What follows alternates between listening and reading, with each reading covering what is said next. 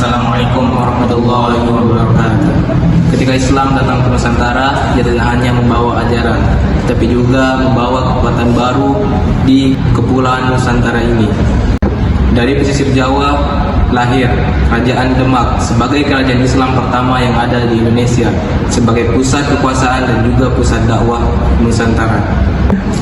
Disusul kembali oleh Kerajaan Mataram Islam, kekuatan besar yang di pedalaman yang menyatukan antara tradisi Jawa dan politik Islam. Inilah perjalanan munculnya Islam sebagai kekuatan politik di Nusantara melalui kejayaan Demak dan Mataram. Kerajaan Demak merupakan kerajaan Islam pertama di Pulau Jawa yang menandai munculnya kerajaan Islam di Nusantara. Kerajaan Demak lahir pada akhir abad ke-15 di tengah kota pelabuhan, di mana dalam kota pelabuhan ini terjadinya komunikasi di antara para pedagang, baik dari Arab, Gujarat, Tiongkok, dan juga Asia Tenggara. Ini menjadi bukti dan simbol kekuatan Islam mulai berkembang di tengah pesisir Jawa. Pendiri pertama kerajaan ini ialah Raden Patah, keturunan bangsawan Majapahit yang kemudian memeluk Islam dan didukung penuh oleh ke-9 Wali Songo. Dengan pusat pemerintahan di Bintoro, Demak tidak hanya berdiri sebagai sebuah kerajaan, tapi juga sebagai politik yang berkembang di sana. Masjid Agung yang ada di Demak menjadi simbol bahwa Wali Songo yang mendukung penuh kerajaan Demak ini dalam menyiarkan agama Islam, dimulai dari budaya dan juga politik serta kehidupan sosial. Secara politik, Demak berperan besar dalam mempercepat keruntuhan kerajaan Majapahit sebagai kerajaan Hindu-Buddha terakhir di Jawa. Setelah itu, Demak mengonsolidasikan wilayah pesisir seperti Jepara, Tuban, Gresik, hingga daerah-daerah yang sebelumnya berada di bawah pengaruh Majapahit. Di bawah pemerintahan Raden Patah dan jajarannya, Demak berubah menjadi kekuatan maritim yang sangat tangguh, bahkan dibilang kekuatan maritim nomor 1 di Nusantara pada masa itu. Demak juga tercatat sebagai kerajaan yang aktif melakukan perlawanan terhadap kaum Portugis yang datang sebagai penjajah. Portugis yang melakukan ekspansi yang sejak awal abad ke-16 mulai menguasai jalur perdagangan rempah-rempah yang berada di Malaka. Serangan Demak di Malaka pada Sultan Trenggana menunjukkan bahwa kerajaan ini memiliki visi besar untuk melindungi jaringan perdagangan sekaligus mempertahankan otonom ekonomi Nusantara dari dominasi bangsa-bangsa Eropa. Puncak kejayaan Demak terjadi pada masa pemerintahan Trenggana. Di bawah kepemimpinannya, Demak berhasil memperluas wilayah hingga di Jawa bagian tengah dan juga timur, serta pelosok-pelosok daerah. Ekspansi ini bukan hanya sekadar sebagai politik, tetapi sebagai penyebaran nilai dan budaya Islam melalui dakwah, pendidikan, dan integrasi sosial yang telah dipengaruhi oleh 9 Wali Songo yang mendukung penuh kerajaan Demak ini. Namun, setelah wafatnya Sultan Trenggana, kerajaan Demak mulai mengalami konflik internal, di mana perebutan tahta kerajaan di antara Arya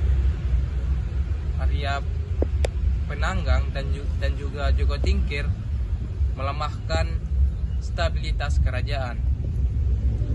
Setelah lama berkonflik, konflik ini dimenangkan oleh Joko Tingkir yang langsung diangkat sebagai raja daripada kerajaan Demak.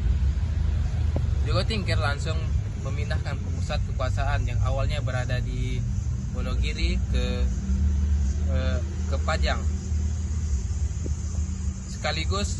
Ini pun juga sekaligus menjadi tanda bahwa kejayaan Demak sebagai kerajaan mandiri telah selesai. Meski tidak bertahan lama, tetapi kerajaan Demak memiliki pengaruh kerajaan yang sangat besar. Ia menjadi pintu penting bagi berkembangnya Islam di Pulau Nusantara, terlebih khususnya di Pulau Jawa.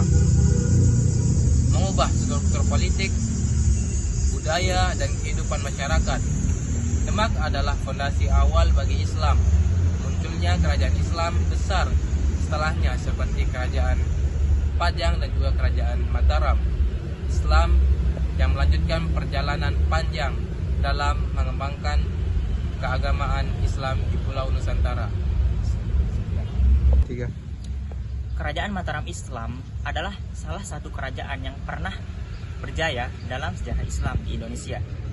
Kerajaan yang diperkirakan berdiri semenjak abad ke-15 itu berpusat di kota gede Yogyakarta. Meskipun cukup terkenal dalam cerita-cerita sejarah mengenai kerajaan Mataram Islam, namun ternyata tidak banyak dari masyarakat yang tidak mengetahui mengenai kerajaan ini. Selanjutnya, sejarah dan pendiri kerajaan Mataram Islam.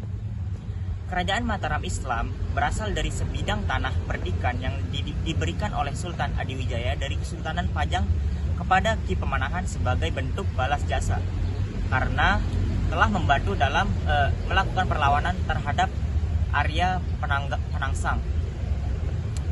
Sebidang tanah tersebut dulunya merupakan hutan atau alas bernama Mentauk. Kemudian oleh Ki Pemanahan dilakukan pembabadan atau bisa disebut dengan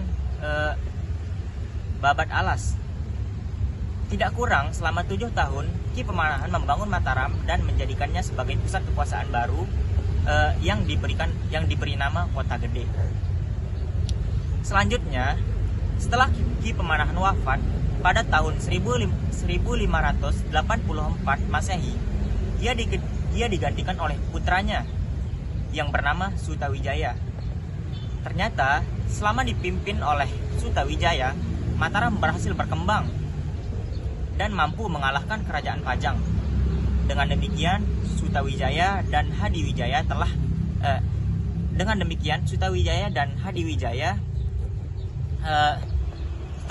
merebut wilayah Pajang dari Hadiwijaya dengan gelar penambahan Senopati.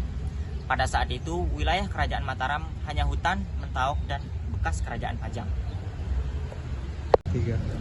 Selanjutnya, masa keruntuhan kerajaan Mataram Islam, yang dimana terkenal sebagai salah satu kerajaan yang aktif melakukan perlawanan terhadap VOC. Namun, menjelang keruntuhannya, kerajaan Mataram Islam justru meminta bantuan terhadap VOC. Masa-masa keruntuhan kerajaan Mataram Islam sudah mulai terlihat ketika pemerintahan Sultan Agung berakhir dan dilanjutkan oleh putranya yang bergelar Kanjeng Susuhan Prabu Amangkurat Agung atau bisa disebut dengan Amangkurat I. Tanda-tanda kemunduran yakni dengan adanya serangan yang dilakukan oleh Trunojoyo berhasil memporak-porandakan pertahanan Keraton Pleret yang merupakan istana dari kerajaan Mataram Islam. Atas peristiwa tersebut, kemudian Amangkurat I pergi dan melarikan diri ke Keraton Pleret serta meminta perlindungan dari pihak VOC. Yang akhirnya Amangkurat I meninggal dan masa pelariannya di Tegal pada tahun 1677. Kemudian digantikan oleh putra mahkota kerajaan Mataram Islam dengan gelar Amangkurat II dan diterima sebagai bangsawan Jawa di Tegal. Secara umum, keruntuhan kerajaan Islam ditandai dengan disepakatinya perjanjian Giyanti pada tahun 1755 yang membagi kerajaan Mataram Islam menjadi 2 bagian, yakni Kasunan Surakarta dan Kesultanan Yogyakarta. Mungkin selanjutnya, di masa pemerintahan Sultan Agung, kerajaan Mataram Islam mengalami puncak kejayaan. Pada masa itu, kerajaan Mataram Islam berhasil melakukan perluasan wilayah dan menguasai daerah Jawa Tengah, sebagian besar daerah Jawa Timur, Jawa Barat, dan Madura. Sultan Agung juga turut aktif dalam melakukan perlawanan terhadap kependudukan VOC di wilayah Batavia. Tercatat kerajaan Mataram Islam telah melakukan serangan sebanyak 2 kali ke Batavia. Selain itu, kerajaan Mataram Islam juga berhasil menjalin hubungan kerjasama yang baik dengan sejumlah kerajaan lainnya di Pulau Jawa seperti Kerajaan Banten dan Kerajaan Cirebon. Meskipun belum berhasil mengalahkan VOC di Batavia, namun selama pemerintahan Sultan Agung itu telah berhasil membawa kerajaan Mataram Islam menjadi kerajaan Islam yang cukup besar di tanah Jawa. Mungkin hanya itu yang dapat kami sampaikan, kurang dan lebihnya mohon dimaafkan. Jika ada kesalahan kata dalam penyampaian, kami mohon maaf dan siap menerima kritikan sebagai perbaikan dari kami. Assalamualaikum warahmatullahi wabarakatuh.